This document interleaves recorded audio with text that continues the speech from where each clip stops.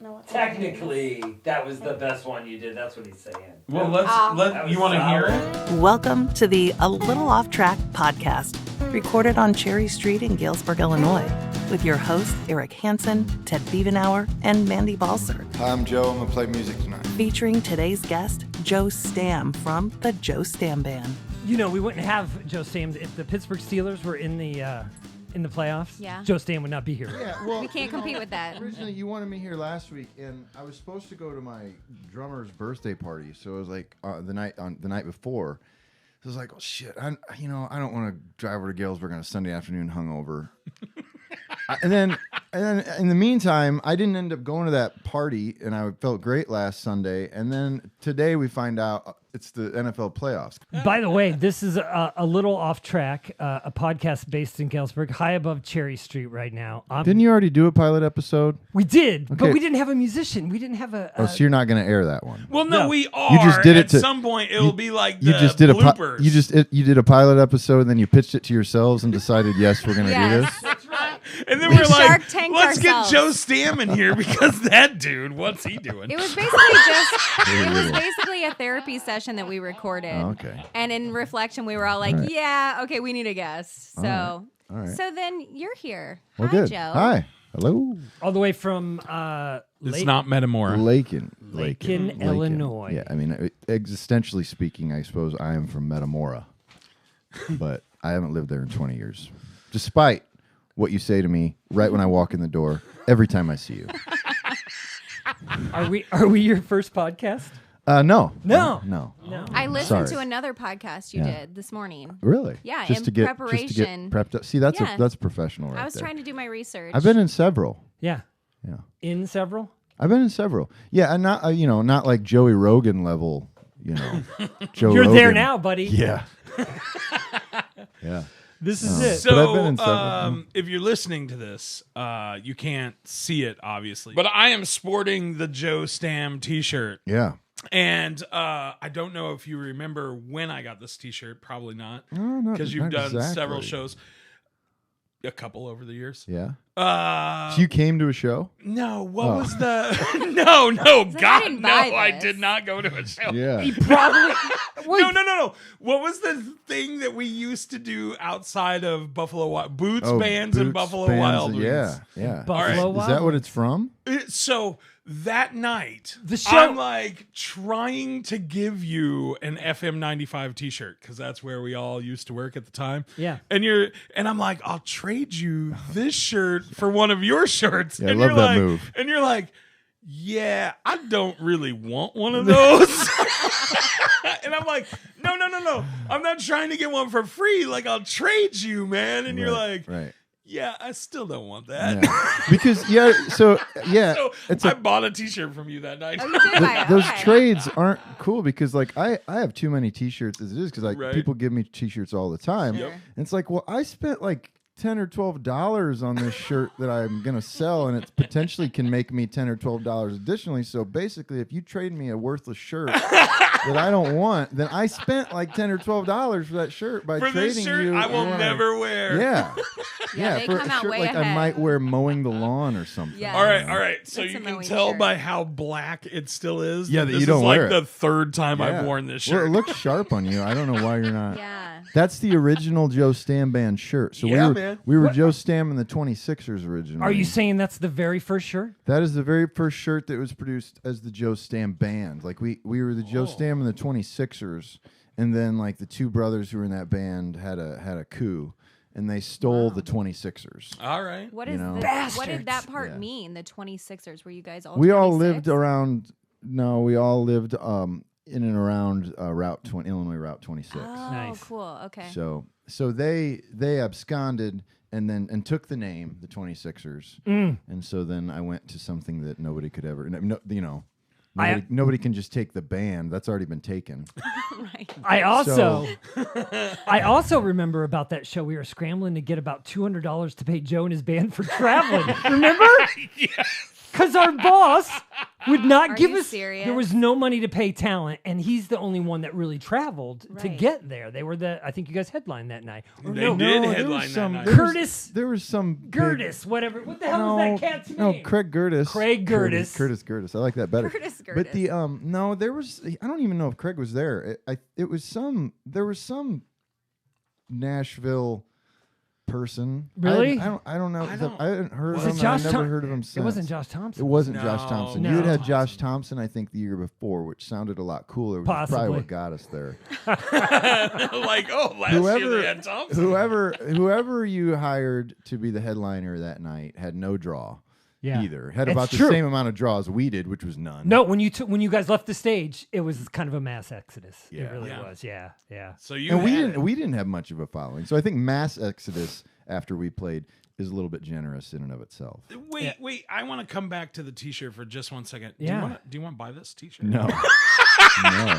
I probably got. I used to save It's one of vintage everything. now. It should be worth Yeah, more. it's vintage, You man. put it on eBay. It is, and it's got your dog that's since passed. She has, but Yeah. we still use the logo. Oh, that's Yeah. your dog? Yeah, that was Oh. Ruby. He's on June. everything. Is he on the sticker? No, he's not on that bus sticker right there on that laptop. No, he's not on Yeah, he is. He's on the bus. Is he on So there? if you anything that's Joe Stamm band, Look, he's on this little single here. Oh. That feel like everything I that's love him. anything that's Joe Stamm band or Joe Stamm music related, it'll be there somewhere. It's not always featured. So like, yeah, look on that vinyl. Look on the front of that vinyl. It's on. It's like the sticker on my guitar. well, he's not on the cover of this. Oh no, it is. Yes. It's And if on you the look, guitar right there. and Oh if my you look, God. and if you look on the spine, on all our vinyls, on the same spot on the spine of the vinyl, it'll have the dog. It's like So the if you- Easter egg. If you I line them love up it. alphabetically, they'll be there. Yes, so it is an Easter egg basically Totally. on everything. And some designs feature the dog more or less, but that is Joe's- can find it there. Well, I feel better about wearing my shirt today. It looks than- great. It looks great. Yeah.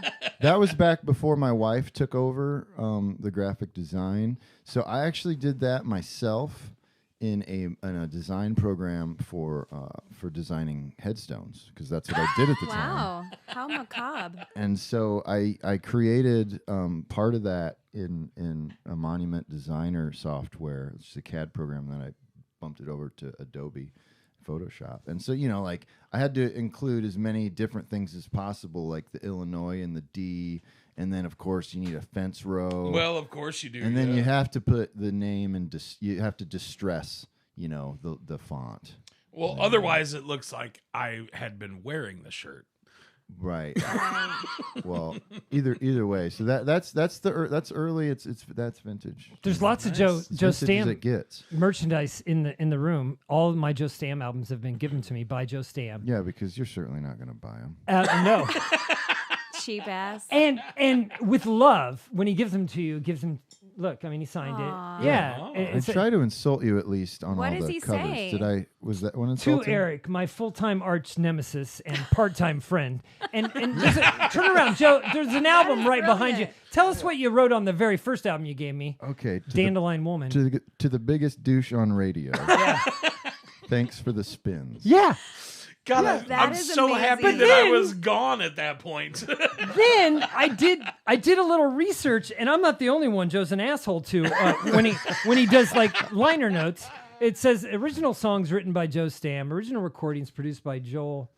Yep. Prepichal. Yeah, at Rock Bottom Studios, Makanda, Illinois. Makanda? That's down by Carbondale. Yeah. Wakanda. Special thanks to Josh Totally different Frazier place. for his lack of support and belligerence on this production. Oh. So I'm not the only one. Josh was like pretty he was great. the producer's friend, and he would just show up with a case. I think it was Busch Light. Speaking of which, mine's empty. Oh, you're I welcome think to it was some more. a case. I think it was.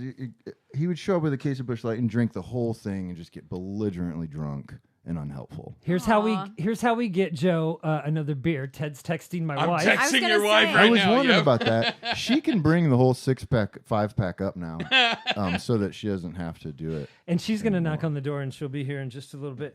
I did do a little bit of research. So from, by the way, Metamora High School, senior year, the Metamora, what are they? Redbirds. Won the state championship. No, but thanks for mentioning it. We got No. second. Got we second. lost. Who was the quarterback? Joe. Joe Stamm. Yeah, I read that. You know, I read that in your Stamm. biography this morning.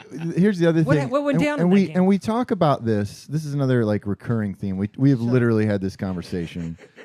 However many times you've done interviews with me. Like, Yeah. we can do a 30-second spot at the Galva Backroad Music Fest, and you still bring this up. I do not. Salt in the wound. No, I'm pretty sure you do. But here's the You thing: there's just actually forget. there's actually news on this front. Like there is news that is developed as of this year per this conversation. So even if you've listened to all of me and Eric's Wait, history interviews. has changed? Wow. No, it hasn't That's pretty changed. It's developed. So we were actually state runners up my junior and senior year, which I started at quarterback. And this year I was elected to Metamora's Sports Hall of Fame. That's so great. What? And then, Congratulations.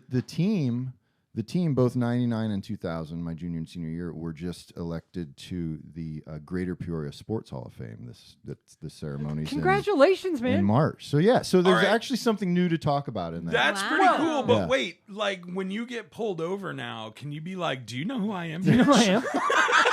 Well, Oh, thank you Yay, so much. thank you, Laura. Laura showed up with we the love beer. you, honey. Thank you. Because believe me, if I'm going to get through an hour of this, you said, Right? Well, Need more beer. That is fair. Wikipedia doesn't know about these recent accolades. No. Apparently. am I on Wikipedia? Well, I looked at Metamora, notables No. for Metamora. I got notable. I got Kenny Robertson, who's a UFC fighter. Do you know Kenny? Kenny was a junior when I was a senior. So No Kenny, way. Okay. Kenny was our starting nose tackle. Joshua Fennell turned out to be a professional Colgate a professor. Caleb Turbrush is a football quarterback at Purdue. Jacob Beechcraft went on to found a therapeutic company. Do you know him? I don't. I know who don't. Caleb is, though. Okay, You yeah. know he was long after And I didn't me. see Joe Stamm anywhere. I'm like, Wikipedia needs to be updated. So, we can do that, Yeah. right? We can't. We have to pay money. Oh, don't We we? can't. No, and we no, must. you don't have to pay money Well, at now all. you have something to do this week. Joe, as Absolutely. a thank you for being here today, we're Yeah, going to get because your ass make on no bones Wikipedia. about it, folks. I am making no bones by being here. Unless, are you going to hunt down your producer to scratch up $200 again? Yeah. We're working on that. She just Right. brought up the beer, man. That I bought on my way over? Laura is our producer. A Little Off Track is a podcast recorded in Galesburg. So who better to design our logo than Galesburg's own Josh Dixon? Get a killer logo of your own at joshuadixonart.com. Come on, this is the coolest podcast you've done But so far. so far. So far, but there's room for it to plummet. Yep. So It's the only on-site podcast. I think all the other ones have been Where virtual. were they? So like this morning, my wife, she's a big Vikings fan, and they're about to kick off in an hour. Yeah. And so it's a big deal around my house. Yeah. And she's like, don't you usually do podcasts just like phone interviews? Like, why can't you just call We don't do it them? that Yeah. way. Because No. it's Eric. You We don't had to see you. understand he Eric. is high touch, high feel extrovert. It He is needs to more fun. make eye it is more contact fun with you. this way. It is more fun this way. That's awesome. Yeah. So no Wikipedia. I did find out this week that one of my songs, at least one, is on Ultimate Guitar Tabs. Are you guys familiar with what Ultimate Guitar Tabs is? It's No. the thing where you watch the stuff come down the computer screen. Yeah. and- So if you want to know, okay, I want to know how to play Johnny Cash "Walk the Line." You go to Ultimate Guitar Tabs, you type it in, and it's kind of like a Wikipedia. Anybody can create the tabs, the guitar tabs. So a guitar so- fan of your music probably put it up there then? Must have. Nice. Must have. So I I may not make. Hey, wait, that was Wikipedia us, yet, actually. but I've basically made it. Yeah, you I know, think it's once better. You get a song Once on you get to Ultimate guitar tabs or Yeah. Wikipedia, Yeah. you're There there. are strangers out there putting trying to figure out how to play my songs. At least one. At least one. At least one. Yeah. I grew up swimming on Crow Creek. It ran calm and cool and clean. When the rain would fall in the early spring, Mama would tell my brother and me, stay out of that brown water. It'll pull you and it'll drag you under. That current is stronger than you think. Brown water will carry your life away. Joe Stamm's Stories live at the Apollo Theater a couple years ago. Yeah. It's kind of my favorite. And I was listening the other night, Did someone really tell you that brown water would take your life away? No. I love that line. Good. I do too. It's great. Did someone help you write it? No. No. No, several years ago, it was 2013. Explain the song to Mandy and Ted. They don't know. Is it Crow Creek? It's called Crow Creek. Crow Creek. Yeah, Crow Creek is a creek that feeds into the Illinois River. I live about a half mile from the Illinois River as the crow flies, and about a half mile south of me, as the crow flies, is, no pun intended actually, a Crow Creek. And it was April 2013. It rained for like 2 or 3 days straight, and we had a bunch of floods. And so a lot of these little tributaries, creeks were flooded. They flooded roads. I had to go way east from where I worked to be able to get to high ground to make it back to my house. Because again, I live around Route 26, which is a river road, so parts of it were flooded. Anywhere where Crow Creek was passing through were flooded. And I knew there wasn't going to be anything to do that night other than sit in my living room. So I found a liquor store on my circuitous way home, got a bottle of Jameson. I don't drink it anymore, so please don't buy me Jameson shots if you see me at a show. And I sat in my living room and wrote it. It was pouring down rain. I was drinking what turned into an entire bottle of whiskey. And the song is about spring and flooding. And heeding that warning from your mother or grandmother, whoever said that. It's a great line. Yeah, and because if you know anything about, for instance, like kayaking or canoeing or just being on these quaint little creeks and small rivers, or big rivers for that matter, in flood stages, it is extremely dangerous. Oh, yeah. And the current will drag you under. I think the line in the song is more dangerous than you think it is. Or Yeah. This current is stronger than you think. Yeah. And so I tied in that theme with alcoholism, and because we always called whiskey brown water. Brown water will take your life away. Wow. See, So when you great. brought this up, I was going the direction that I thought you were going, of brown water liquor, whiskey. And then I hear the beginning of your story and I'm like, oh, it's not that at all, but it's So it's a story song, and it develops. The first verse is about childhood and swimming in the creek. The second verse is about growing up and working on a river barge. And like barge workers at the time, a good friend of mine was a barge worker, and they leave. It's like 3 weeks on, 3 weeks off. Oh, yeah. So you're gone. You're away from home and family and friends and life for like 3 weeks and 3 weeks off. So that verse was about. At risk of explaining a song too much, that verse was about being away and kind of letting your life slip away with that kind of schedule. And then the third and fourth verse are about alcoholism and the costs of that. And so it kind of follows a guy's story throughout life as it deals with actual bodies of water, and then that when you're in flood stage, it's brown water and that's getting awesome, into whiskey. actually, because personally, I can relate to both sides of that. One, I'm a drunk and an alcoholic, and I have my own issues with brown water. Sure. But also, I was in New Orleans after Katrina with my brother, and we were playing Frisbee in the river in the brown water, and I dove after a Frisbee, and I won't show it to you because my boobs are too big, but I have this scar that runs all up my side from diving into some brown water after a Frisbee and ripping. Caught some debris. Yeah, well, there was a snag, a tree under there, and I ripped my side up on Hey, that. one day at a time. Both of those. One day at a time, fellow alcoholic. There you go, brother. All right, man. One day at a time. One day at a time. Yeah, and so I was a little self-conscious about carrying that six-pack in. Why? Because I know you are a recovered alcoholic. Yeah, I'm good but, with it. But I was like, fuck it. Yeah. It's Aaron. It's fine. So you down this bottle of whiskey. You write this epic song. I don't know if it's epic, but Okay, it's it sounds like it's pretty epic. Crow Creek's great. Yeah. Thank you. And then the next day, do you feel bad? You feel like hot garbage, or I don't remember the hangover. What I remember is, so I have very close friends that live a mile and a half down the road, and his property actually straddles Crow Creek, and so he also does not have a typical job. So as I quit he's just a close friend of mine, and has a fluid schedule like my own, which is irrelevant to the story now that I think about it. But anyway, it's okay. That's why we call it a little bit off No, track. you asked about edits earlier. So him and a couple other friends in the neighborhood drove up that night. Again, there wasn't much to do, and I had finished the song. Because I told him, I said, "Hey, I wrote this song. I think it's pretty good. Come up and listen to it." And the thing I remember about it is the impression and how much it affected all the people in my small little living room that happened to live close by and were able to come up on this inclement weather night. And all of that.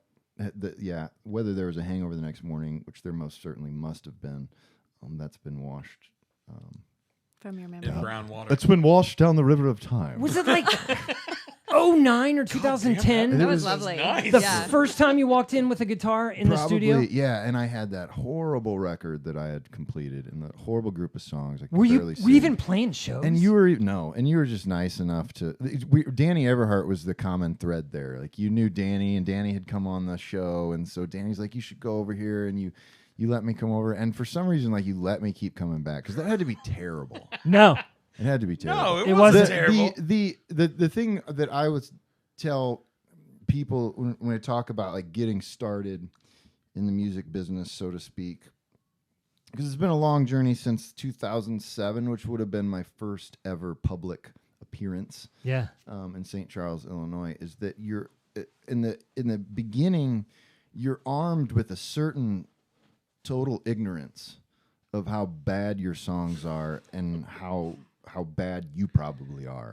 and fortunately, that ignorance has been a friend of mine throughout this whole journey of trying to become a full-time musician. Yeah. Well, And I'm sure it still certainly is. I hope that 10 years from now I'll look back like, oh my God, I thought I was, doing pretty good, and jeez. Then God, I went on was that doing podcast. a podcast with Eric Ted Mandy. What the Jesus hell was that Christ. decision? Well, I hope the writing and the performances are that much better in 10 years that I can say it about right now. But Well, it's absolutely the But case. did anyone actually come up and say, "Joe, maybe this isn't your path"? No, and Well, thankfully so not. you knew- yeah. No, thankfully But no, not. in 2011, Eric, that was you and I would have been on the show together. Right. But And I know he so- broke in before you came. All right. He came to see me before then. But yeah. I know when we had you on, it was this sort of chemistry that made it good. And he it was was great. like, yes, Yeah, like, yeah.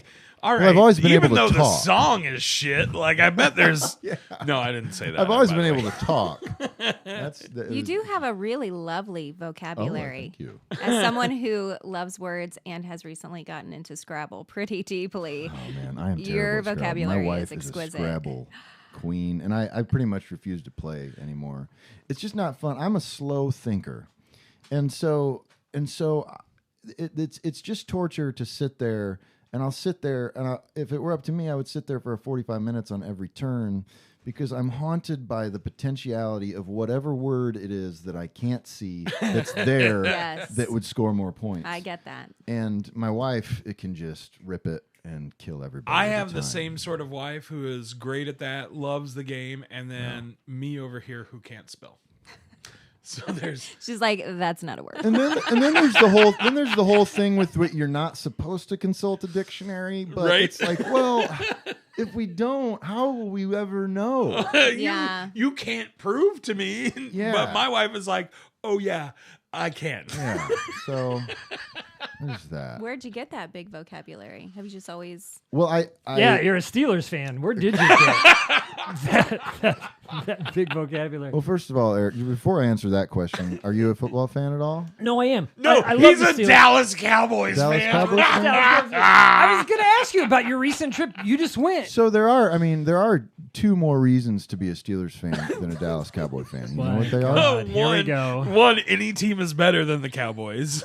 So let's hear the No, second one. it's actually much simpler. It's Super Bowl win 5 and 6. I was there. Oh, I remember the 70s too. Burn. So the fifth and sixth Super Bowl would be the two additional reasons to be a Steelers fan. 96 is we beat in 96, right?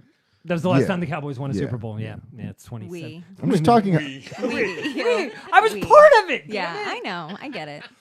So, but Well, you- or I could rephrase this. There's 4 good reasons to be a Dallas Cowboy fan. There's 6 good reasons to be a Steelers fan. that's not cool. Are you picking up what I'm saying yet? I'm I feel picking up like you aren't getting the joke. You sound like a Cardinal fan. No, okay, that's a solid burn because that's Yeah. my It's team. true. You Cardinals, sound like a Cardinal fan. Cardinals Cubs fans are the blanket behind biggest me. dicks. And the thing is, and here's the thing. You just reminded me of one. We really are. And I know. And here's the thing. Like, I have friends that are Cardinals fans, and I love baseball. And I have a No. I have a huge amount of respect for the Cardinals franchise because Yeah. it is. I wish I had been born and raised a Cardinals fan. No. but I wasn't. No. And I Wait. can't just Let me switch. stop you. I am a Cardinals football fan. Oh, we're talking I'm about a Cardinals football. Cubs baseball fan. Oh. Yeah, no. Well, no, Cardinal. I didn't know there were. Yeah, no I didn't- Cardinal I've never fans. heard of that. Existed. I lived in Phoenix for many years. I love that team. My grandpa refused to drive to Chicago, and he's a Cub fan. I sat and watched Cub games with him all through the summer. We sat on his bed and we watched Cub games. And then when we went to a Cub game finally, we went to Busch Stadium because it was easy to get into. So. It is, yeah. So I Because sort of he- grew up a Cardinal fan too in like great 82 franchise. and Great 85. franchise. Yeah. So he I'm wouldn't gonna go to kick you Chicago s- because of the traffic? Yeah, he hated Chicago. I'm going to Yeah. kick you straight So we never in the went to Wrigley balls Field. after this. Yeah. Yeah. Straight in the balls. Kick my grandpa straight in the balls. Is that I my will. fault? I'll kick him too. Anyways, I got my vocabulary. Yeah, tell I, me about your Oh yeah. vocabulary. Sorry. A little bit off track. I graduated with pretty good with honors as a biblical literature major. So like reading and writing. Shut up. Reading and Seriously? writing research were a huge part of that. I mean, I don't think I have a Wow. vast vocabulary, biblical but I would consider myself literature major? generally well spoken, and I think that's why. Yeah, Okay. Bible. What Did were you you gonna intend to do go with into that? theology? Well, I don't know. I was lost. We so- consider you generally well sungen. So pick up that Well guitar sung. Oh, and, okay. and sing us a song. So shut up. You don't want to hear. I want wanna to hear it, He Dan. wants to Oh, hear yeah. your vocabulary to music. I do. Yeah, absolutely. no, I will, and I'll get situated as I finish answering the question. But yeah, I didn't at the time. I was very confused. I was very confused in my early 20s, and I grew up in a religious background, and it felt like I was a history major, but I decided I didn't want to teach high school. What else are you going to do with that? And so then I ended up transferring to a small private school, and I don't know, switched over. I thought maybe I'd. Did you have a guitar then? Yeah. No. But that does dovetail into that. I thought maybe I'd go into academia, and I was more interested in biblical studies at the time. I thought maybe I'd go into publishing, which I did end up going into publishing, and it turned into a nightmare. But the last semester at Taylor University, which is where I transferred and got my biblical studies degree, I needed to take an arts course, and so to graduate, just any old arts course, arts and farts, and I took intro to guitar. And so Okay. that's when I started learning to play guitar. Wow. And so I'm pretty late to the game. You know, I wasn't one of these people who grew up and they're spending every night in their bedroom practicing guitar and thinking they wanted to be an artist. I didn't even start singing until So what, you were like 20? it would have been 2006. So I was, I guess I was 24. Okay. Yeah. It's just a little Yeah. guy. It was old for a college graduate, but yeah. As we sit here, is an album being pressed? So yes, it is. I just sent masters off to the pressing plant last week. So great. We have a record coming out in. We haven't announced a date yet, but it's really kind of hinging upon the vinyl pressing schedule. So I called you the other day, and you were listening to the masters in your truck. Or I was you're actually sending the I was masters. uploading them. Yeah. Sitting in his truck. Because the friend I was talking about, Because there's no Wi-Fi in the Crow Metamora. Creek friend, he has Starlink, and so the upload speed is way faster than the 0.04 megabits per second that I get up in my house in the middle of nowhere. So I go down in his barnyard and bootleg his bandwidth and Yeah. stuff. Wow, barnyard bootleg and Bartleg bandwidth. That, bandwidth that's your bootleg. next hit, my friend. Okay, that's the name of your next record Barnyard right there. bootleg and bandwidth. So, anyways, this next record will be out probably in August. Again, we haven't announced a final release date yet, but I'm gonna play a couple songs. Wildlife? Wildlife? What's it called? Wildman. Wildman? You're always so close, but not quite there. Damn it! It was close. I respect that you try, though. You know, sometimes I'll walk up to people who come to shows, and I'll say, "Hey," and I'll say their name because you know it might not be right, but if it is right, man, you look good. Right. Often it's wrong. Right. Well, vinyl's made a resurgence in the last 10 years, and It has, and that's why like it's, 4 albums ago, you decided we're gonna vinyl out there. Yeah, the because demand was people they like listening to it. I think for me, part of the reason I love getting vinyls at shows is it's a souvenir. You know? It's Right. it's something physical that you can take, and Absolutely. and you get to support the artist in the meantime. I looked at them like comic books when I was a kid. That's all I did. Yes, absolutely. Go through the liner notes, Yep. pick them apart, read Yep. along as you go. And it's more room to write disparaging things to people. yeah, absolutely. My mom, you can't see it. There's a Rubber Soul album back here. For some reason, kids wrote on albums as a kid. And on the Rubber Soul album, she wrote Donna. She wrote it. I was like, why did she do that? I did it with my Kiss records. I think I took the Dynasty album and I colored it in. Kiss records? Yeah, Kiss records. I should. Yeah, that's a good record. Never mind. What are we going to hear from Wildman? So I'm gonna play a couple songs off Wildman through the course of this. I'm gonna play a couple of the slower songs, story songs, because I feel like those translate a little bit better. To I this passed kind of around platform. to the crew here, to Mandy and Ted. The cover is beautiful. Thank you. So Yeah, it cool. is. Tell us about that. My wife, like I said, does all our graphic design work, and the title track "Wildman" is kind of a mashup of a couple different Bible stories, and we took, with some imagination worked in, and we took just kind of imagery from those stories and from the songs, and she kind of mashed them up into this really cool collage, and just did a beautiful job with it. You married an artist. Did you know that on the first date that she was? I think I knew from the getting to know you stage that led up to the first date that she was a graphic artist. You know, I didn't, and obviously had no anticipation of her becoming such an integral part of our. Yeah, but how great is business. that? You know, it's awesome. Yeah. It's awesome. I tell all young musicians that one of the best things they could do for their independent music career is to marry a graphic artist. Yeah, Yeah, right. There's definitely. no way he's everywhere on social. I'm like, there's no way Joe Stamm is pulling all this shit off by himself. By himself. and of course, there's a great woman, Sure thing. Behind right every next good to his man. side. Shut Yeah. up and let him play this song. Here's our friend Joe Stamm.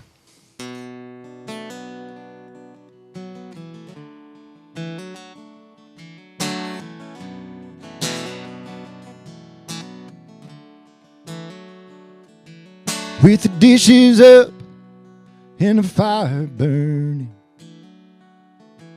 and the smoke from Grandpa's pipe twisting and turning, she settles in with a book again. Gold flake long worn off the pages,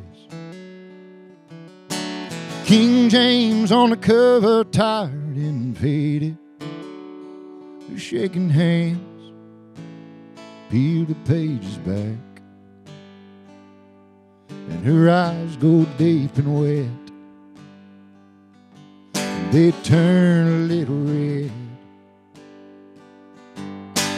Grandma never spoke about the message, and Grandpa never was much for religion, but every night they'd sit there quiet,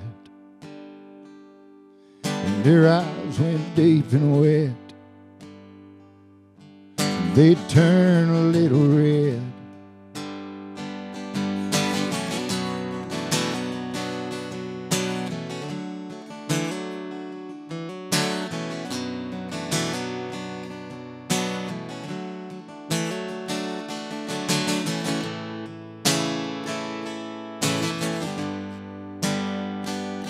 I ain't opened Grandma's Bible since she passed. It sits next to Grandpa's pipe on my desk. Grabbed it up last night, found a note inside. It was a picture of a man, and a letter written in a soldier's hand. The letter read, if I don't make it back, my brother John, he's a good man.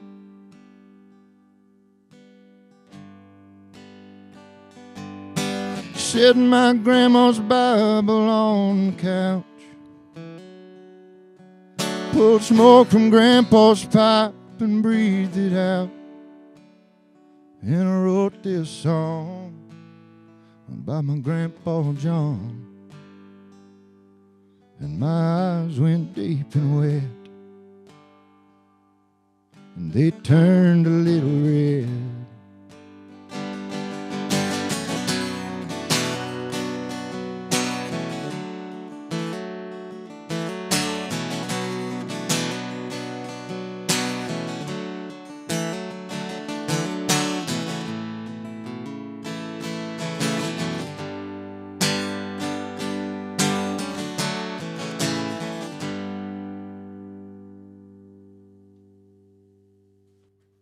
Holy shit, man. That's our friend Joe Stamm right there. Wow.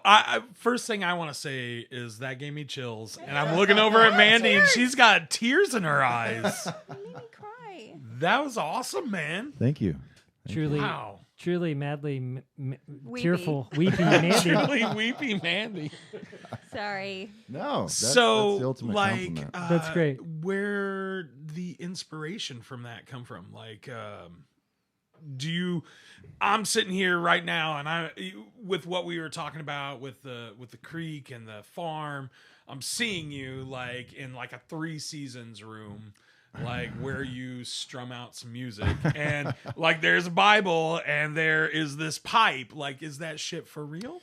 No. Okay. I hate, and it's, so much of songwriting is it's all, of course, on the spectrum of imagination on one side and experience on the other. And I've Sure. used this analogy 1,000 times, but it's true. It's just, some songs are closer to one side or the other. Yeah. It's very easy for me to imagine the grandma's Bible part. Like I was mentioning earlier, I grew up in Mennonite Baptist household, and my grandma and my mother were grandma was, my mother is, fierce Bible readers, and so that part's easy. The other parts, I don't know, man. I read Stephen King has a great book. It's called On Writing, Right. Where he actually talks about the writing process. And one thing he talks about is not necessarily always plotting out like what you like. When you're taught to write essays in school, you write out your outline. All right, in the first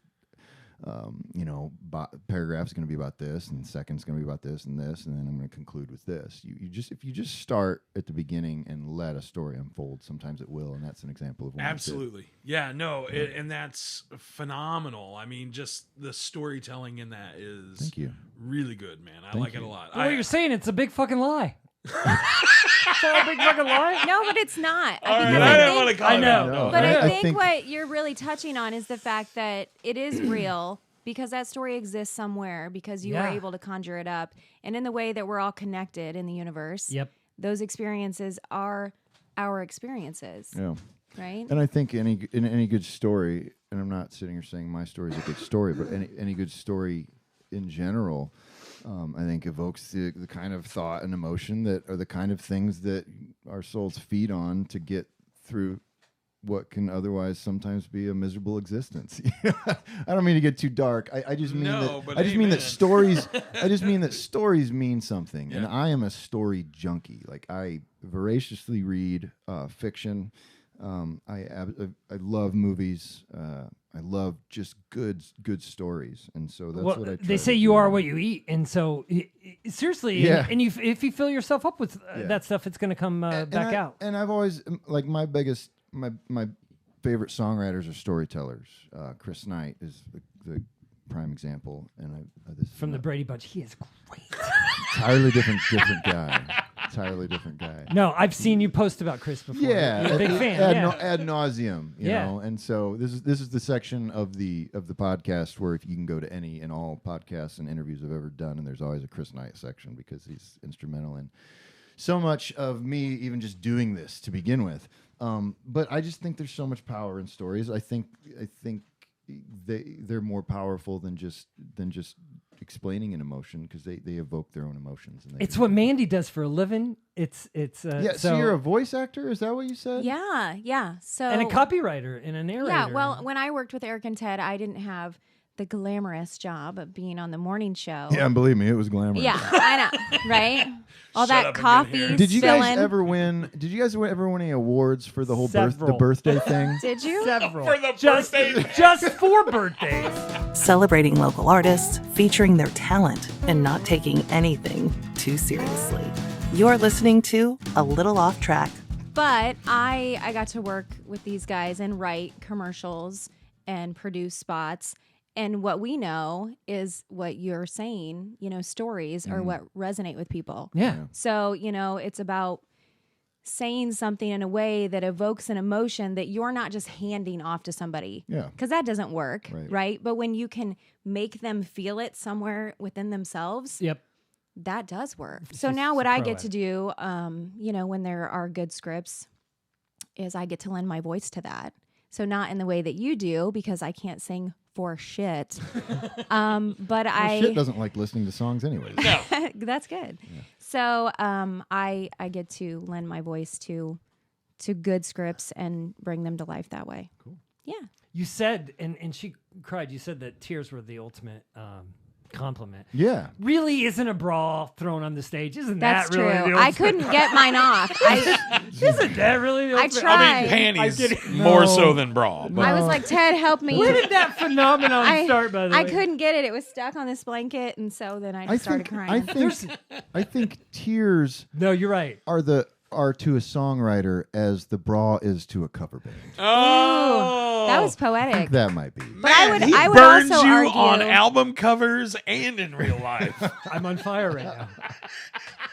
I would also argue that a laugh is, as strong as a tear because Absolutely. it's the opposite Absolutely. side of Because- that emotion. Yeah, absolutely. Yeah. Some songs are designed for that.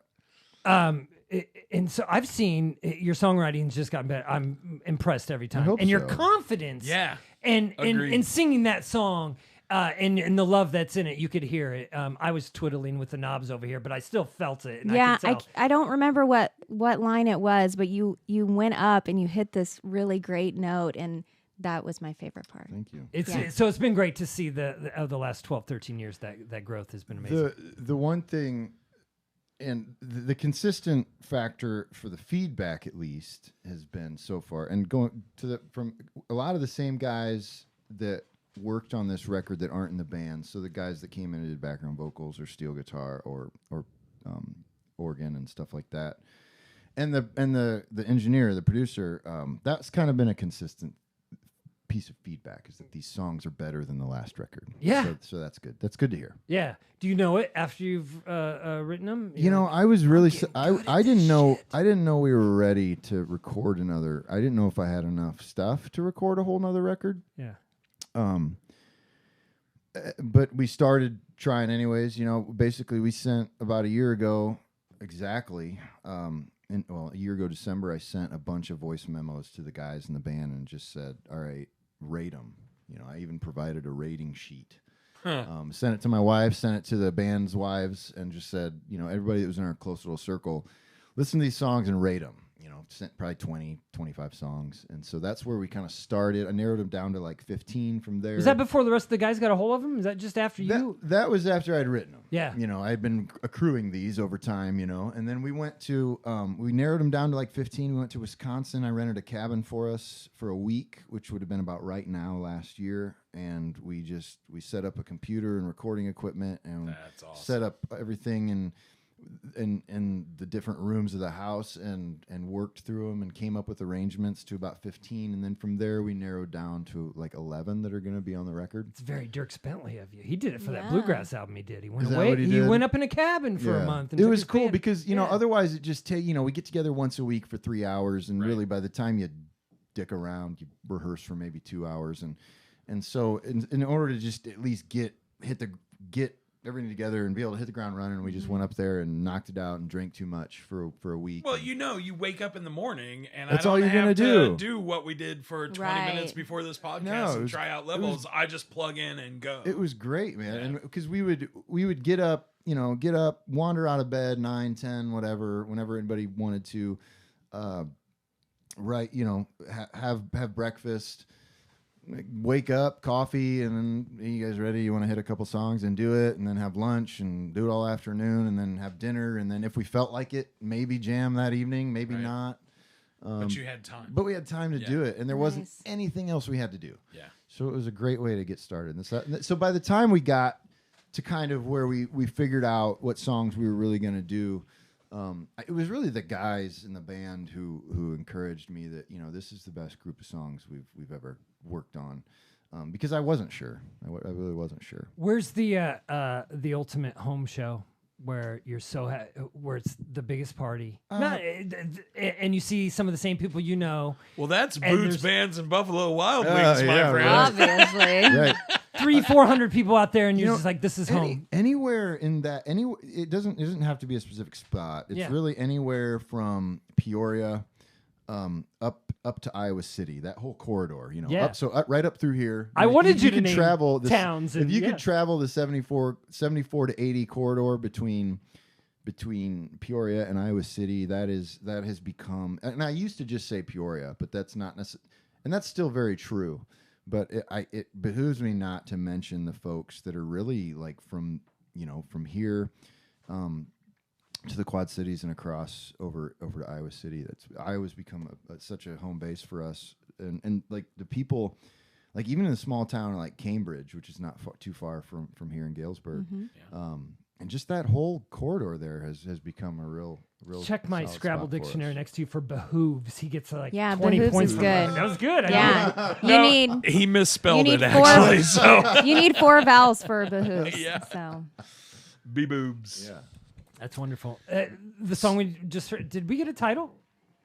It's called Grandma's Bible. Grandma's Bible, yeah. You couldn't get that from the song, Eric? Jesus, man. I was twiddling with the knobs. He'd be like, twiddling my knob and the next time we talk, he'll be like, so that grandma's toothbrush song. Like, that was exactly. Such an asshole. I will. I probably will.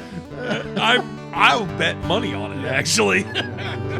Bloodshot eyes looking out over red, white knuckles. Needle on the speed limit, got my seatbelt buckle.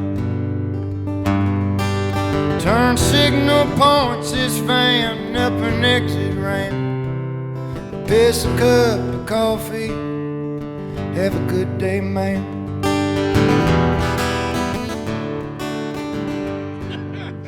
So I found this lovely quote that described what you're doing. Can I share it and have you comment if you're so inclined? Yeah, is this? Yeah, okay, yeah, go ahead. Yeah, so this is just something I found on the internet, which I'm sure is 100% reliable. Okay, so Joe's Wikipedia page. Yeah. Somebody out there, please create it. So it says, quote, a year-round working musician, Stamm has become something of an anthropologist of the tiny towns dotting Middle America. I think that's beautiful. Wow. Isn't that so lovely? An anthropologist of the tiny towns dotting Middle America. And that just that kind of knocked my socks off.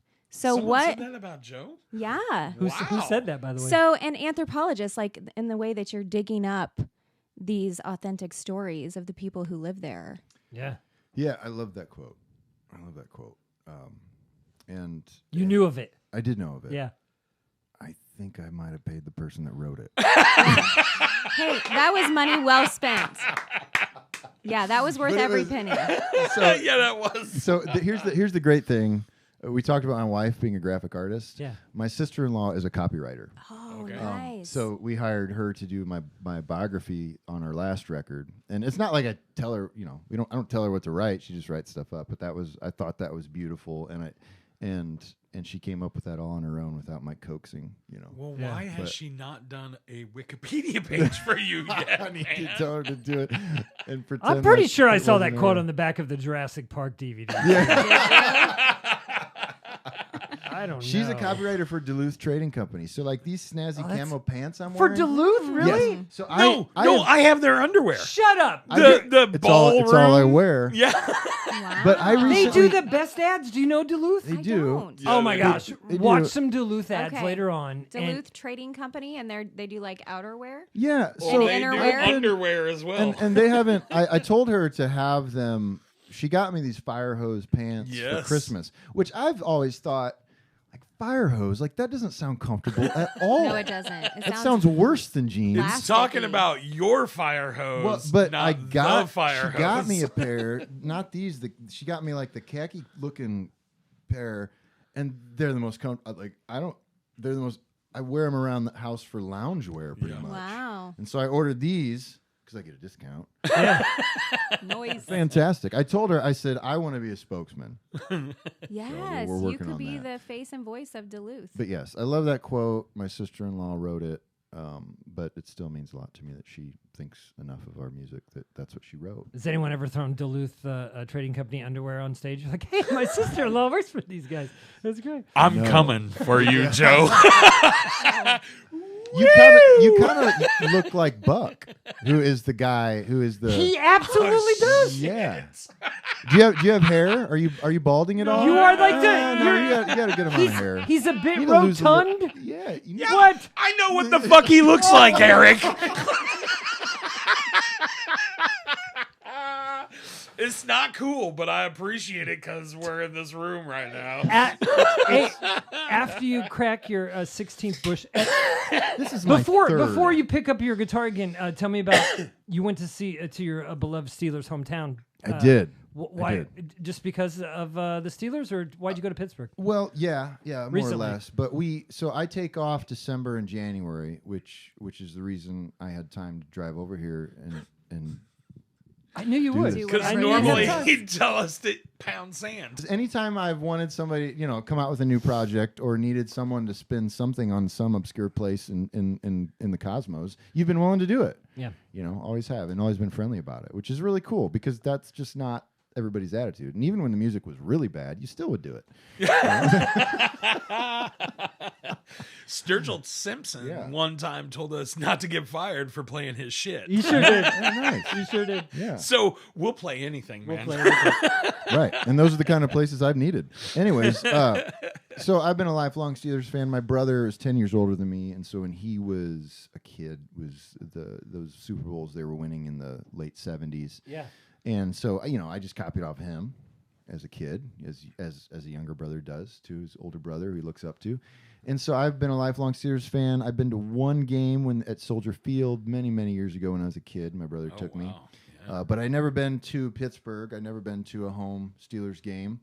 And so it was a little bit like my Graceland or my Mecca or whatever you want to call it. Yeah. There's to so be many able to finally bridges go. there. My wife would have a beautiful. continuous anxiety attack. Aw. Oh, we just go over one bridge, she's freaking out. It's the capital of. There's bridges everywhere. Yeah, there are. Yeah. And we got to stay, and the town is just it's beautiful. It's clean. At least I'm sure it has its areas that aren't, but the downtown area, we stayed right downtown, and you could walk across the Person Bridge to the stadium, and and we walked. So we got there on a Saturday. And found out the Pens had a home game. The Penguins had a home game. So you went and saw some hockey. So we bought tickets last minute, had incredible seats, got to walk again. It's like a half mile, so you get to walk through town to That's the great. Penguins game, walk back to our place, and we walked across the river to the Steelers game the next day. It was awesome. If it was summer, we could have walked 3 blocks a different direction and went to the Pirates game. But who would want to do that? Beautiful stadium, though. Beautiful stadium. It's yeah. and after being there, it's like we have to go back when the Pirates are playing the Cubs or something and go to a game because it's awesome.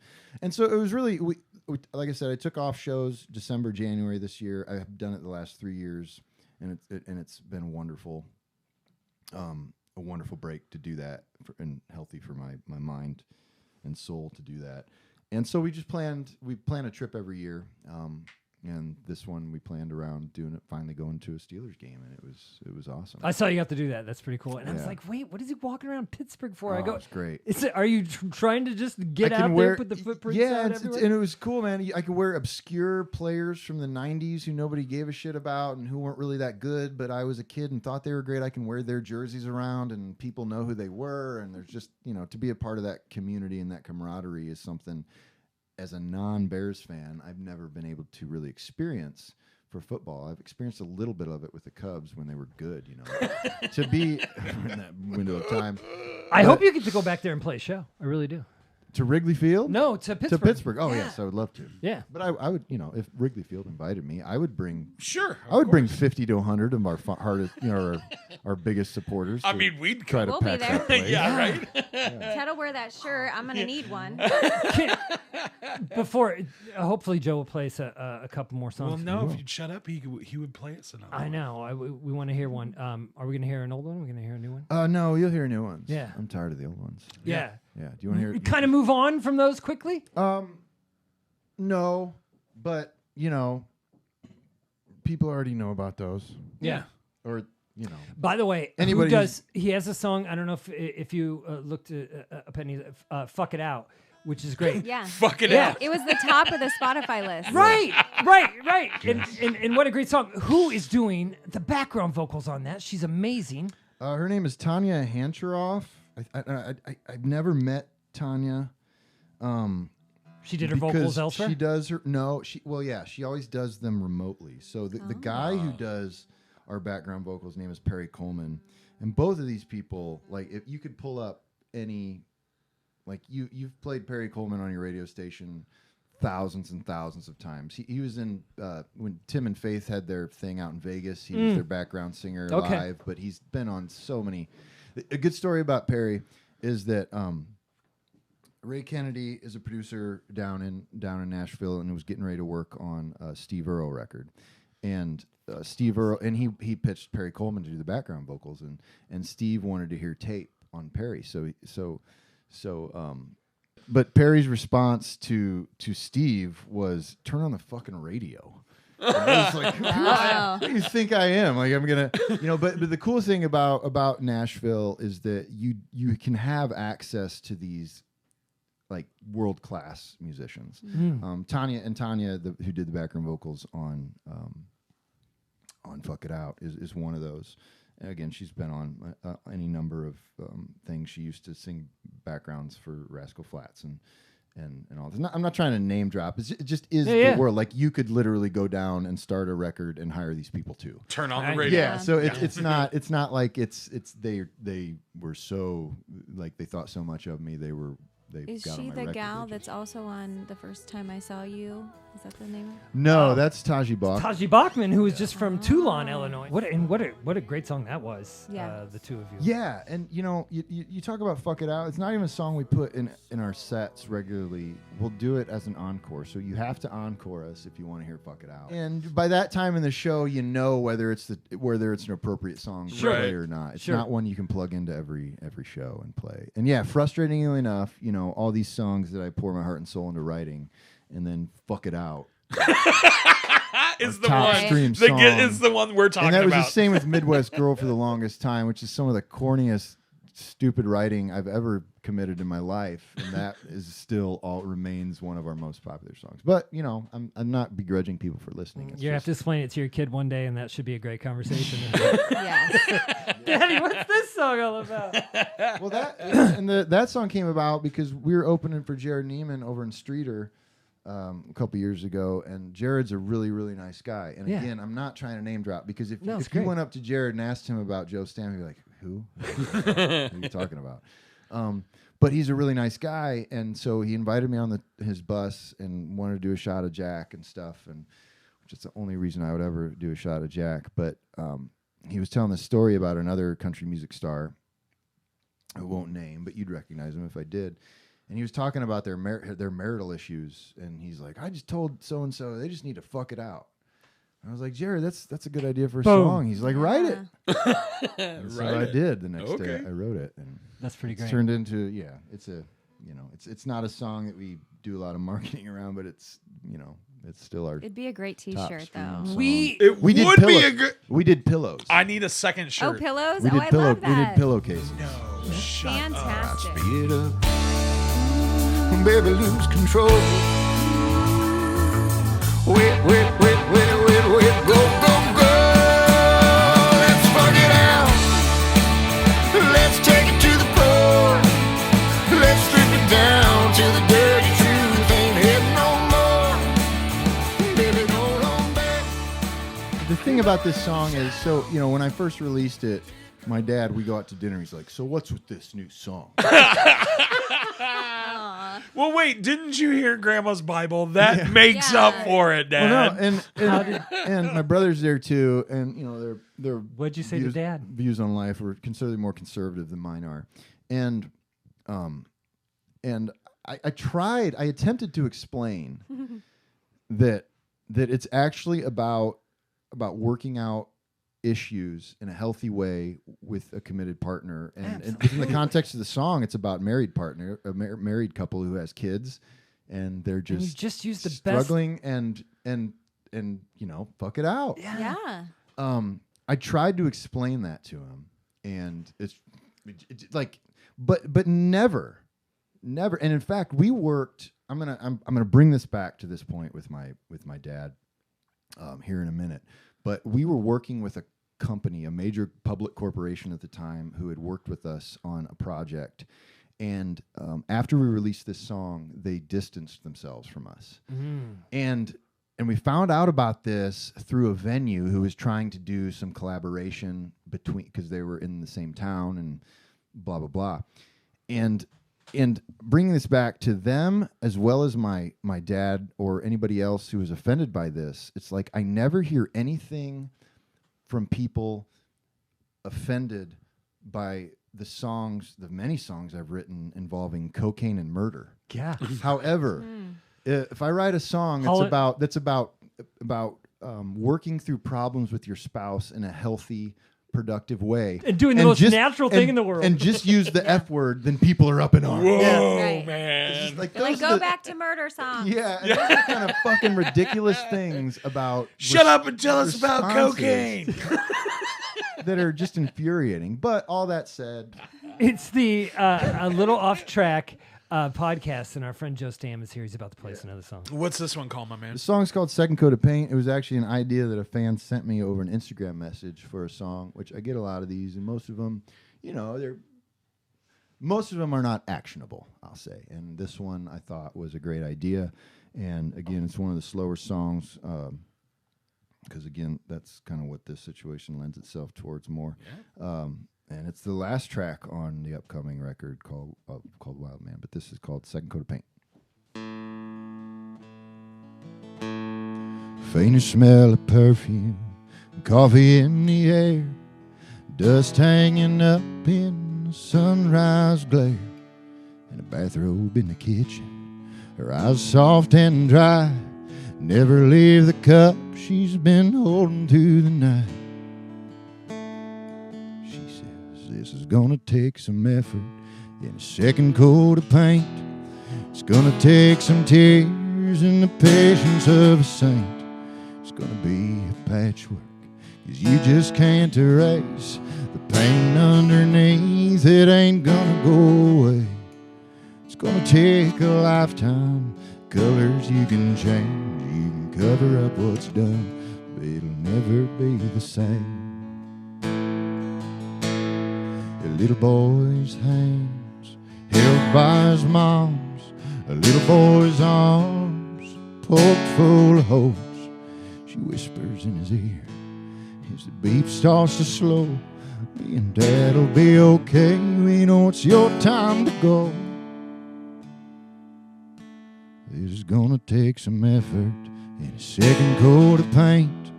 It's gonna take some tears and the patience of a saint.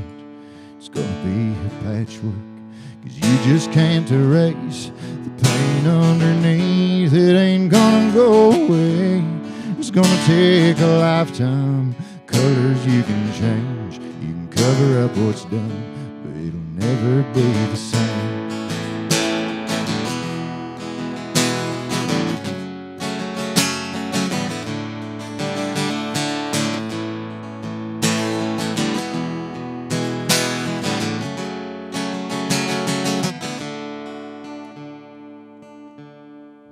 Turns later, thorns on a rose, drawing blood from my hand. Next to this hole, dark red petals twist into the earth and faint in the ether. I can hear her words. It took a lot of effort, so many coats of paint. It took a lot of tears and the patience of a saint. 'Cause life is a patchwork and you just can't erase the pain underneath, and it never went away. In the end, every lifetime ends in a grave. You can fill it and hope, but it'll never be the same.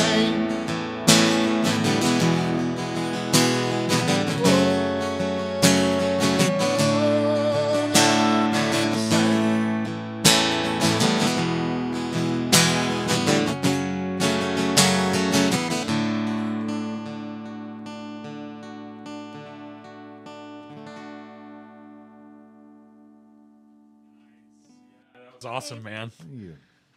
So that came from Instagram? Yeah. Or the inspiration came from Instagram. Like I insta'd you and I said, "Hey man, second coat of paint." And you're like, "All right, boom, got it." Or were there lyrics underlying in that? Oh no, he just, again, it was a fan that just thought it was a good idea, concept for a song, and he just said, you know, I had this idea for a song. It's called Second Coat of Paint, and it'd just be about, you know, changes in life and moving on and Shit, and it's you know, awesome. And the thing I think that struck me about it was the power in it is that the layers of paint that are underneath, they don't go away. You know, all that stuff is still there. It still exists. It doesn't evaporate. It doesn't go anywhere. But you still have to move on. And you still, you know, I gotta tell your you, life is recolored. Your storytelling has gotten amazing. I mean, like, not that it wasn't before, right? But like, I'm sitting here listening to that, and I'm picturing myself watching that lady in the kitchen. You know, like I can visualize what you're singing about, and it's phenomenal. You know, really when he's it. doing the jingles for Duluth Trading Company, we're gonna go. We've been there. We've been there with that guy since the beginning. I can feel that underwear on my nuts. Yeah. Ballroom pants.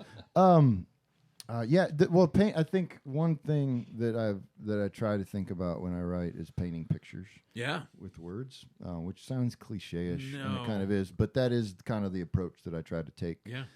To songs and telling stories. So your songwriting it's mind-blowing, and you're rocking my world. Thank you. But let's talk a little bit about that voice. So you're telling me you didn't sing before you started playing guitar at 26? No, you know, I grew up, as we covered earlier, more of a jock in sports, and you know, I was the music teacher. Not because I was any type of savant or anything. Any kid she could wrestle into being in choir, she would.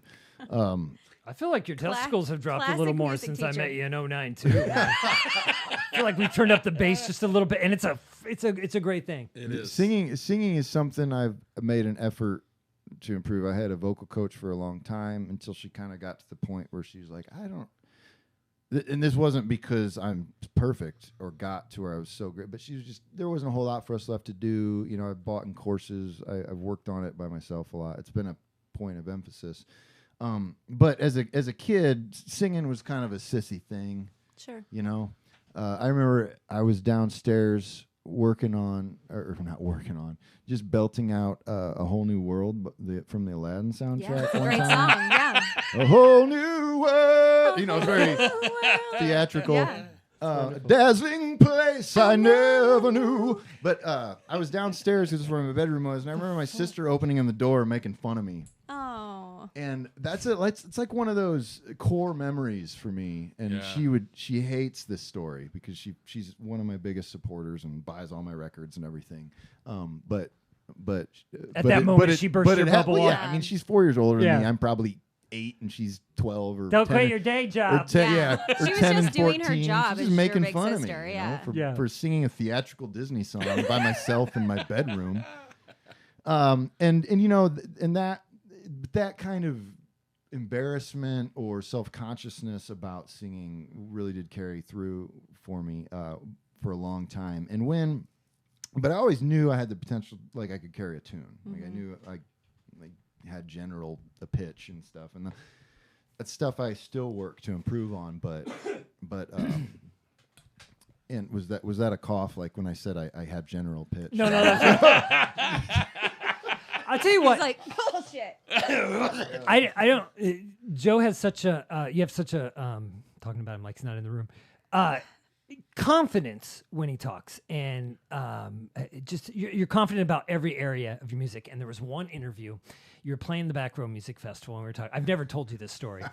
And I didn't. It happened. You were in the room when it happened. My phone was sitting up in the studio, and a text came through while he was talking. And it said, "Who is this douchebag?" No. From someone I know later went, "Oh, he's awesome." Oh, yeah, I know that douchebag. I'm not going to tell you. I'm never going to tell him who it is. I know exactly. But who I it is. laughed. I laughed at the moment because I sort of understood from them if you don't know Joe. And Joe is just expounding, and because he's confident about what he does and what he loves. I don't take it as that either. God, he can be a douchebag sometimes. I've never thought that, but I could understand where that person was coming from, and I just laughed. Are you as it was regretting happening. coming here now? Yeah. You have a lot No, of not regrets, at all. or It was wonderful. all. It was wonderful. It was a great moment because it confirmed. I was like, no, Joe's just a confident mofo, and yeah, he name drops every once in a while. But I think the thing about that is again, so much of that is so much. It goes back to what I was talking about when I first started playing. Thank God I was so fucking ignorant. Because if I had to go back and watch some of those original shows, and again, I hope in 10 years I look back on what I'm releasing and what I'm doing now, and I'm like, God, thank God I was so ignorant. And hopefully when I say that, it's because I think I've improved. Yeah. I don't know, but that's hilarious, and I and probably deserved it. Yeah, no, I probably think it's a deserved it. compliment. It's a compliment. have you ever done a hidden track on an album? Yeah. Would you do A Whole New World as a hidden track? Because I think that would be amazing. To answer your question, despite Whatever that was. the offshoot that was Eric's insulting bit off story track. there was my senior year. So I had started taking guitar lessons, and then the one thing that was really cool, more or less, was really cool about the school where I graduated from. It was small. It was like 2,000 people, and they would do these things called nostalgia nights, and it was a dry campus. You couldn't drink, you couldn't party, you couldn't do any of that stuff. Wow. So but as the positive side of that was there was a lot of vitality in the community events they would put on, and one of them was called Nostalgia Night, and the chapel would be totally packed, and I think it was 1,000-seat chapel, and you'd put a band together, and you would perform a song from like it had to be 20 years prior to whatever the date was. Okay. And so we did Freebird. So the first ever public performance was me singing Freebird to 800, 1,000 students. Wow. And that was the same time that I was starting to write songs and play guitar, and so then I started singing from there, and just kind of went from there. I hope it's a hidden track on the next I album. know. So I I didn't hear him say no, man. It wasn't a no. He didn't say no. It was a solid maybe. Is it too late to get that on this album? Yes. We want you to get home with your lovely wife on this Sunday, so we won't keep you much longer. Cool. I want to go sort of around the horn. I want to make this part of our podcast on you've got to see, hear, or read. You and I used to kind of do this. Anything we've seen or heard music-wise or reading right now, each one of us. I'm going to start with Mandy because could it be a movie? it can be a movie that you're Okay. blown away by that people need to know about. So I watched a really great movie. Maybe you guys have seen it on Netflix. It's like in the top 10. It's Pale Blue Eyes. Have you seen this? Christian Bale. My Have you wife seen it? watched. You have to compare notes with Laura. 'Cause she Yeah, watched so it. Christian Bale is in it, and I love him and everything because he's just such a transformative actor. Yes. And like you sometimes you're like, is that him? And it is. Yeah. And he's like amazing. But what I especially loved is that Edgar Allan Poe plays a character in the movie. And you never see Poe brought to life in film, right? Have you ever seen anything where somebody played Poe? No, I don't think so. Right? So somebody plays Poe or Edgar Allan Poe, because I'm trying to figure out the logistics of that. Yes. So the John story... Cusack played him, I think, in The Raven. Oh, really? Yeah, maybe. Well, But the it was story horrible. takes place... But it was horrible. Yeah. The story takes place in the 1830s in New York when Edgar Allan Poe would have been a cadet at the military academy. Okay, so a murder takes place, and then the main character is an investigator, and he hires Poe to help him. And he's played by this really curious, strange actor. I mean, he looks really just interesting, and it's a delightful film. And at the end, there's a twist. And I just love seeing Edgar Allan Poe being portrayed at a young age. I'm a literature major and fan of Poe, long time, because he's dark and brooding, and he's always talking about death. He's like obsessed with it, and that's weird, but also like it pulls you in. So that is mine. Pale Blue Eyes. Nice. On On Netflix. Netflix. Yeah. That's great. Joe Stamm. Oh, I'm next. All right. Well, I'm gonna do 2 parts. Yeah. Okay. All right. The first one, the only reason I'm doing this is because you mentioned Christian Bale, Okay. and the reviews on the movie Amsterdam are really bad. We watched that too. And it's excellent. And I don't know who is watching this and saying this is a bad movie, other than people who are just expecting, sugar-coated nonsense. Yeah. But Bale and Denzel Washington's boy, right? Is in it too? is that Denzel Washington's It kid? is, yes. And the girl who David plays Wash- Harley Quinn. Margot Robbie. Yeah. Yeah. So Yep. I would say that's one that I would say if you like stories and good film, then that's don't because for the longest time we didn't watch it because of the reviews. But I finally I loved the trailer. And I love Christian Bale. Yeah. Like how bad could it possibly be? Yes. Can we say what happens to Taylor Swift in the first 5 minutes? Oh, So that was yes. great. Wait, too. does So Taylor funny. Swift That was die? crazy. So my wife literally goes, "Thank God." How did she get on that I have no roster? I idea. mean, seriously, I that have was no idea. that was a stroke of luck. Yeah. My other quick dovetail is you mentioned Netflix, and I burned through the Longmire series back some time ago. And again, this is not like profound art.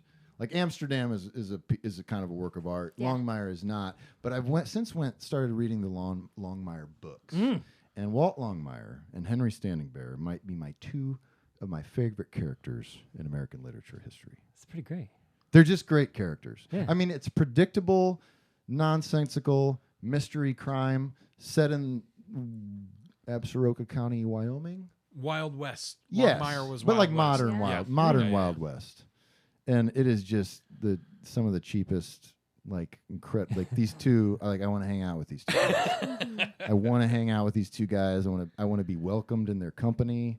I want to so sing that's- them songs at the Yes. bar Yes. after too many Yes, beers.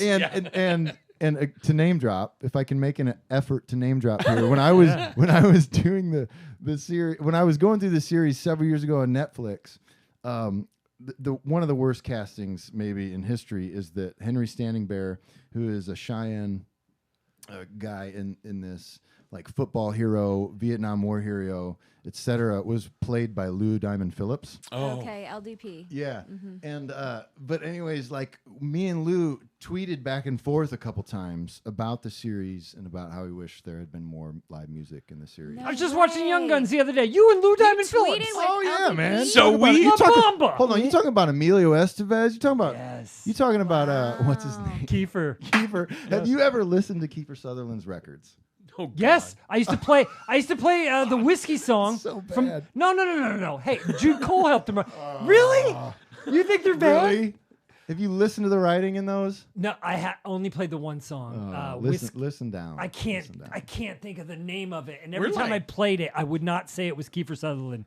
We're batting above our level here. Oh, I Like, knew that. A Theodore? guy who's Yes. tweeting with Lou Diamond Phillips. Once again, Shit, man. so if I have mentioned any famous names in this, please understand that none of them know who I am. I once wore a shirt from this guy named Joe Stamm. And he does not know who you are. Theodore, He does not know who I am. something you got to hear, see, or read. Okay, so I have been consuming podcasts at like an enormous rate. But one particular thing that I would like to shout out is Open Arguments is a podcast. And like it sounds dry and mundane, but it is a lawyer, an honest to God litigation lawyer, and a comedian. And they get together and they will do topics just ranging from what's going on in the news to the day, or just shit that like makes them giddy. And their last episode was about Dungeons and Dragons and the litigation of like so Dungeons and Dragons, right, has been around for 27 years now. My eyes literally just glazed over. Okay.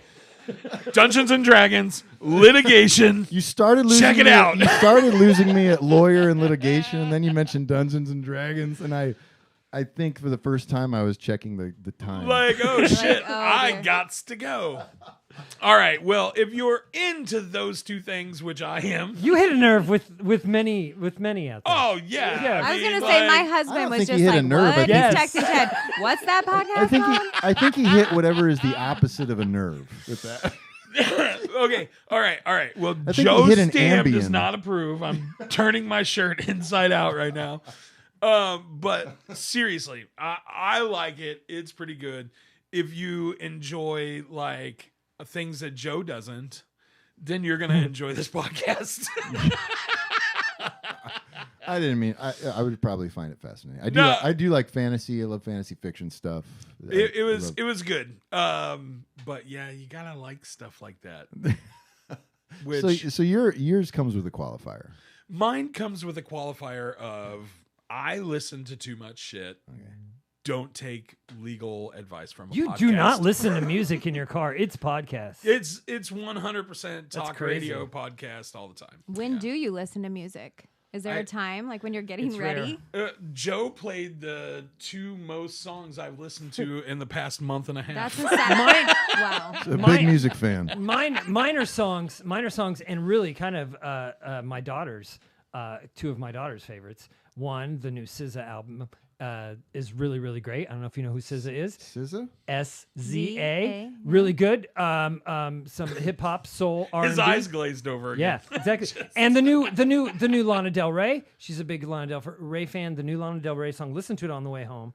Did you know that there's a tunnel under Ocean Boulevard? She's got the Lana most Del Rey. beautiful Text, voice. text me that. And the book my wife got me for Christmas, Quentin Tarantino's Cinema Confidential, where he tells it like it is on movies he grew up with.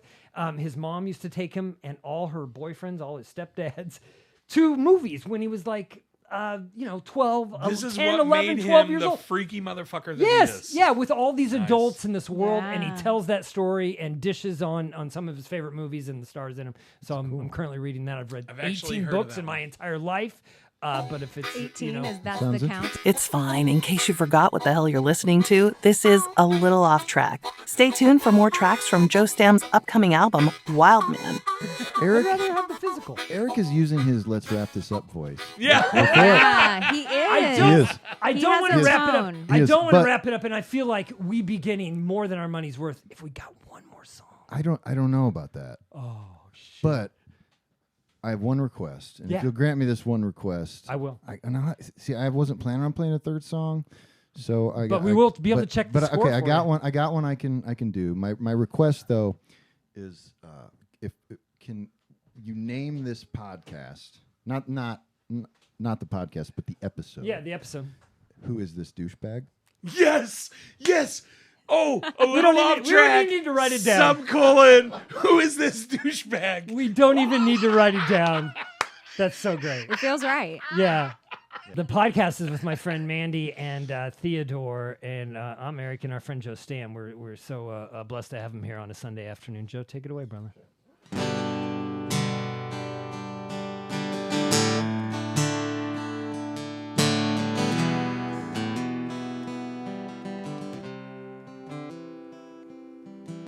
Prices ain't what they used to be, but this time of year still find me wading down the creek setting muskrat lines. My kids say ought to hang it up, and they bought me a phone to keep in the truck, but it's turned off and out of reach most of the time. I tell them the creek bank ain't a bad place to die. 'Cause I'm an old man living out modern days in a strange land. The face I shave is a different man's who I don't recognize. Oh, the wear and tear weren't for my kids, I'll be out of here. Never look back and I wouldn't care what I left behind. Oh, but the world I'm leaving behind.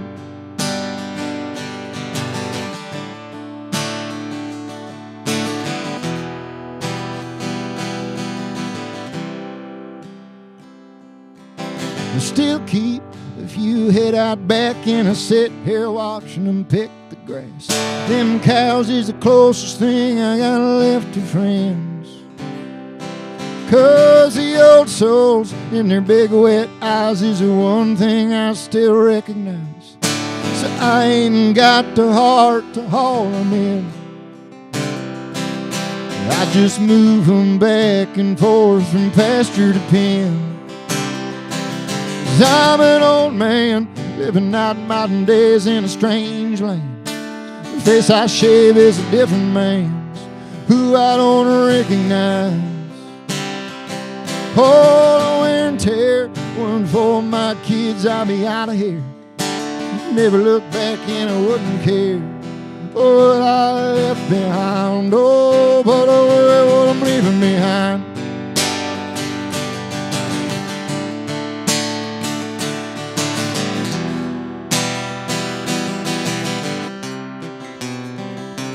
Cause the pheasants ain't in the fence rows when we're all staring at our cell phones, not listening to the earth as he cries. That I'm an old man living out my days in a strange land. The face I shave is a different man's who I don't recognize. Oh, the wear and tear weren't for my kids, I'd be out of here. Never look back and I wouldn't care what I left behind. Oh, but I worry what I'm leaving behind.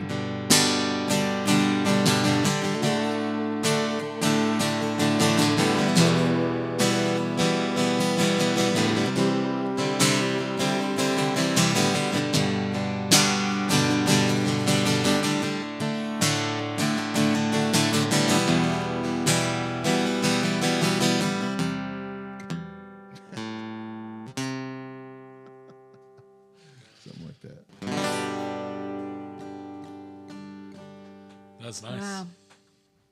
Just Except for thanks the so last much, part. You man. do this, the most lovely thing about these Midwestern themes, and I get it now. Like I was reading what they were saying about your music, and now to be here and hear it live, it is very powerful.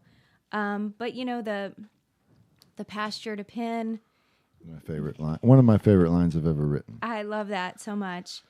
And then in the song that you played before about the paint on the walls, I don't know if it's true in other areas of the country because I've only lived here, but these old homes, like the one we're in now, how many layers of paint?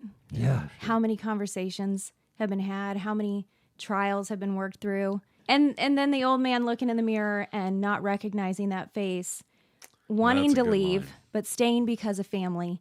We all say that. I say that. I would live somewhere else. Why do we live here? It's cold.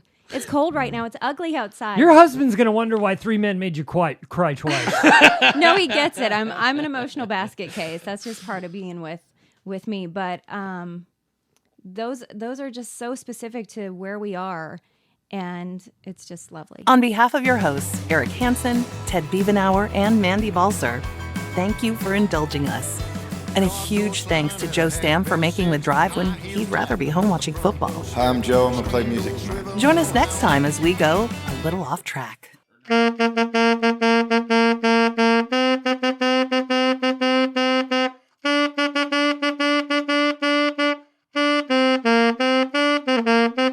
huge thank you to Aurora Jean Beavenauer, the 10-year-old writer and composer of that bitchin' theme song.